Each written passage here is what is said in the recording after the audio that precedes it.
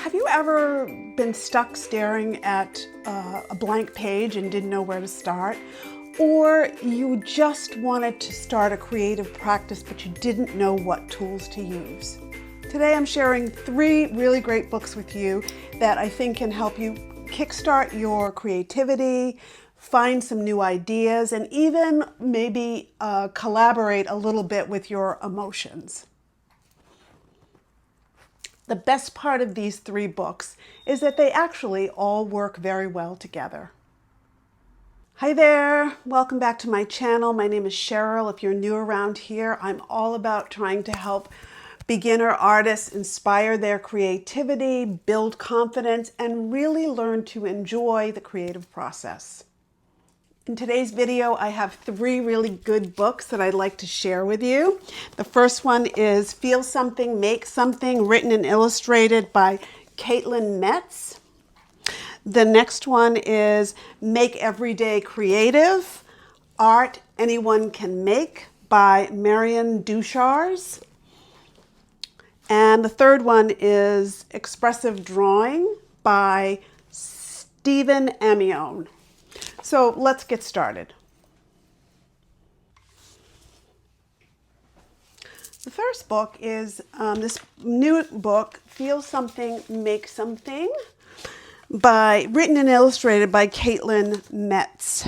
It's a guide to collaborating with your emotions. And this it came out in 2023. And Caitin Metz is, she's an artist, and she wrote this book. She dedicates it to her son, Charlie, who was 16 and a half months old at the time. And the book is, I think her illustrations are charming. I want to say that at the start. What I love about this, and you'll see a very similar trend in one of the other books, I love the fact that it's got this handmade touch to it, that someone spent the time to write the text and the type and some of the things that are actually underlined for you. And the book is really about understanding your emotions as part of who you are as a creative person. It's possible, since you were little, she says, a tiny human, that you were taught to avoid, suppress, or even fight your own feelings. What if you could create a safe space to explore them, to observe, extract, connect, and create in collaboration with them instead? And she says that this book is not about making perfectly polished works of art. And the outcome of your making is arbitrary. The process is the work. And that was, I think, one of the most important things that I came away with as I read through this book. It's really about the idea that you can, through these different processes, create a collaboration, a creative collaboration with your emotions. And you'll learn to create rituals and creative rituals and practices, document your life, express yourself, and disrupt stagnant habits. So it's beautiful, and it's just a soft-bound, easy to get through. There's an introduction where, again, there's a great hierarchy in the books where she has different font sizes for parts of the things that she wants you to know. She's made in bigger font, which I think is great. And you can also see that she's outlined parts of the things that she also has that have been important to her, it seems like. So this process really is identifying the things that art making can support you with. Like, she talks about titrating emotion, expression, putting space between, things that happen and your responses, self-regulation, And then she also, in this book, it's really beautiful that you actually see some of her sketchbooks in her work.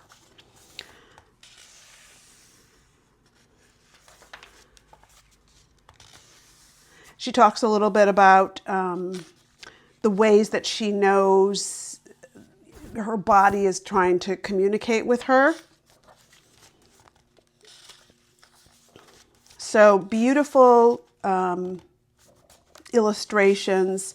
So the practices that she embraces in this book are noticing, creating body maps and drawing, the body, mind mapping, drawing your body. Here is an illustration where she's drawn her own body and talked about sensations in her body. Meditation, scribbling as meditation. And she tells you how you can do this. And I just think that, her handwriting and some of this is just so beautiful and so inspiring to look at.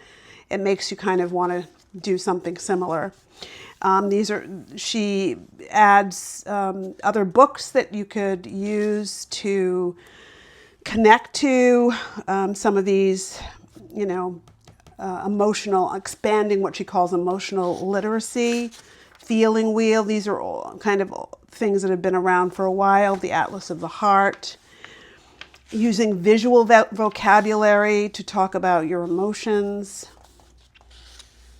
Mind maps. So she says, feel something, write it all down, connect and discover, letting it all out. So these beautiful, they inspire me to want to mind map and get a blank piece of paper out and just connect and make some of my own discoveries.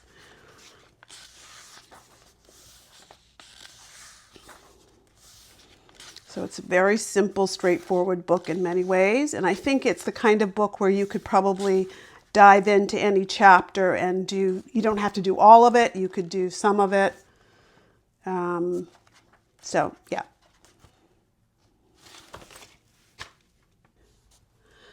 This is Make Art Every Day, Art Anyone Can Do by Marion Deuchars. She's an illustrator and the writer of this book. This is a lovely book that has beautiful photography in it. And this was written, I guess, recently. I think 2023 or 2022, I'm not sure. So I think her philosophy is very similar to some of these other books that really everyone is creative. Everyone is born creative. But it's easy to doubt our abilities. The tools and ideas in this book can help you really work through some of the resistance that comes with, the human experience. I think we all have resistance. So her 3 principles are really about curiosity, observation, and play. So she's created probably just, very simple, these, like this one, basic pencil warm-ups, contoured continuous line drawing, drawing big and drawing small, using a daily practice with a sketchbook. And so the other thing that I loved about this book is that she gives you the creative exercise, but she also creates creative inspiration for you to look up other artists to see their work. This is a section called Make a Play Desk, and printing with simple household things, creating your own brushes. Look at that, beautiful. Cutting out paper, making playful birds with watercolor and ink, creating these different expressive creatures, cutting and folding using origami, cut and stick, finding, ephemera around your house or in your mail, shell texture studies, wax melted sculptures. And then there's a chapter here on the calming the critic, drawing pears 9 different ways, looking at cats, drawing with your eyes closed, drawing with found sticks, drawing with water on a sidewalk,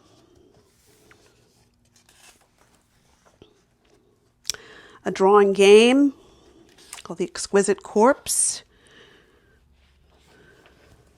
frottage, taking a pencil out and rubbing it out in the world, and getting textures on paper, creating optical illusions, looking for faces out in the world in different random places, embracing mistakes, and spilling some ink and ink blots, more ink blot flowers, using ink lines to make, look at how beautiful the lines are there. Found objects, dogs, and it goes on and on. I don't know if I can go through the whole book, but lettering. She has cut out papers, marbling, stamping, limiting your color palette. It just goes on and on. This is such a lovely book. I mean, you could take a book like this and just decide, okay, for a year, I'm just going to work out of this book and, do one thing a month or one thing a day or, whatever you want to do. But this is a lovely book to have. And you could also, I think some of these are very child friendly too. You could definitely use them as a family project. You could do that if you were so inclined. Yeah, so I really love this, and I think it's out. I see it's on Amazon. It's available and in bookstores now. So that's Make Every Day Creative. Yay! And finally, this book is Expressive Drawing by Steven Aimone. Now, this book has been around for a very long time. It's published by AARP, and I think it came out in 2008, maybe? 2009. But I did look on Amazon, and it is still available. It is still in print. So this is a book that really is about drawing and developing the skills and learning to understand what the drawing process is and loosening up. And I see some overlap in some of the other things in both of these books. And I think there's line and mark, there's shape and texture, and that certainly is covered in those other books as well. So they can all be kind of used together. The third part of the book is about these relationships between repetition, rhythm, equilibrium, and structure and emphasis. So I think one of the most important things that I saw in this book was on this page, and it lines up with these other books. It's just be kind to yourself. Don't worry about perfection. Setting reasonable expectations. Enjoying the process of making art. Not overthinking things. Challenging your assumptions. Ignoring uninformed feedback. Finding community. And those are sort of the overarching principles of this.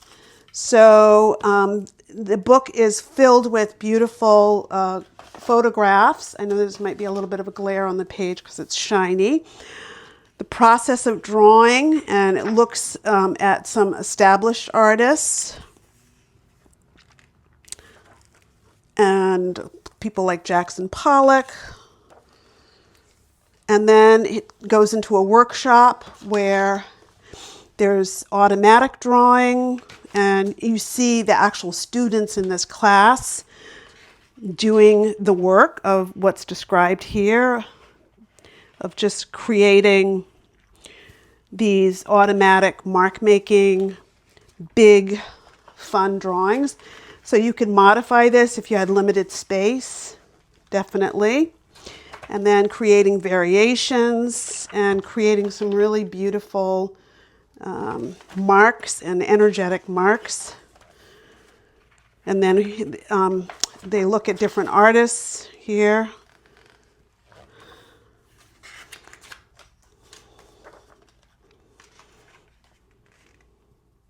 The flux, drawing, obliterating, and covering things up.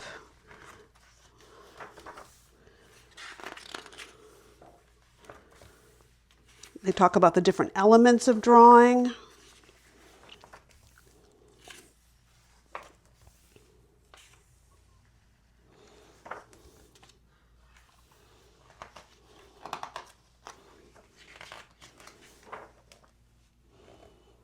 Some of the author's work is here. It looks at Matisse.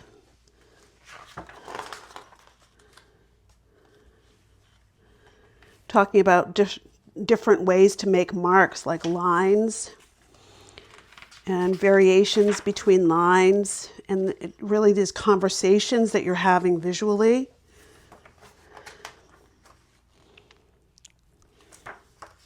So it's a beautiful book, and I'm sure that you adding that to your library would be useful.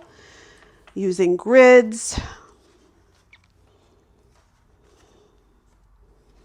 structure and work. I think the photographs and the things that are the workshops themselves are easy enough to do. If you wanted to try these, another one of these as a group of, just you want to 1 week do something out of this book, and then do something out of this book, and then as a backdrop, if you're so inclined, this other book deals with things that are a little bit more emotional and perhaps more personal that may or may not work for you. But I wanted to add them because I feel like these 3 books together have some very similar things. I love books where, the artist's hand is in this book as well as in this book. The drawings and the handwriting in this book are very really fun to look at and fun to read. So I'm very drawn to all 3 of these books, and I really wanted to share them with you. So I hope in the comments you'll let me know if any of these books you've read or are using them, or there are some other books that are like this that you would like to recommend. Let me know in the comments. Okay, thank you so much for watching, and I'll see you in the next video.